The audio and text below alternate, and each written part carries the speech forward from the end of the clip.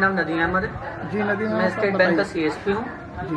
जी sir. ये बैंकों के अंदर जो आप बैंक के ब्रांच के अंदर जो अपनी बैठे हैं, तो यहाँ जो प्रधानमंत्री योजना का जो पैसा आ रहा है जी, तो जी। कस्टमरों को किस तरीके से निकाल के दे रहे हैं? तो सर बायोमेट्रिक के थ्रू उनके पहले हाथ सैनिटाइज कराए जा रहे हैं, उसके बाद उनको 500 रुपये का भुगतान किया जा रहा है। अच्छा, दिन भर में कितने लोगों को दे देते हैं? सर दिन भर में तकरीबन 150-60 समथिंग कुछ ऐसे। यानी कि लोगों को लगातार पैसा बढ़ जी रहा जी है। जी बिल्कुल। आप जनता से कुछ कहना चाहेंगे? ये जो बाहर आपके वहाँ लाइन लगाए हुए खड़े हैं, आप इनके बारे में क्या कहना चाहते हैं? वो सर थोड़ा सा इनको मेरा यही मैसेज है, इसमें जल्दबाजी ना करें। तो कोई आपके खाते में बैलेंस 3 महीने तक लगातार 500 रुपये आना ही है, तो फालतू में भीड़ लगा रहे हैं और लॉकडाउन भी चल रहा है, तो उसका इनको पूरी तरह से ध्यान रखना चाहिए और उसका पालन भी करना चाहिए।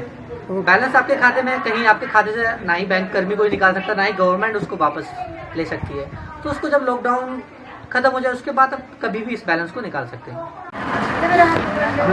अरे इधर मौसम भाई इधर यहाँ पे दो ना, जो पीछे जो पीछे आप लाइन में लगिएगा, आप ऐसा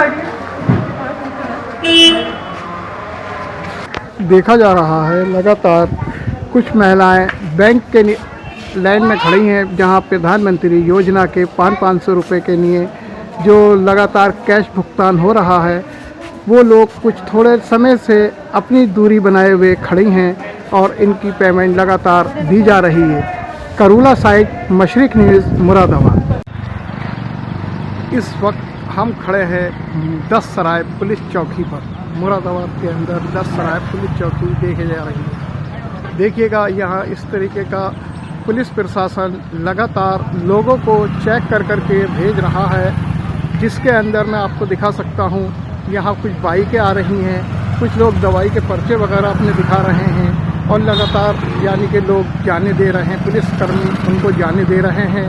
हर आदमी से सलाह यही कह रहे हैं, आप लोग अपने अपने घर में बैठिएगा, फालतू बिल्कुल नहीं निकलिएगा।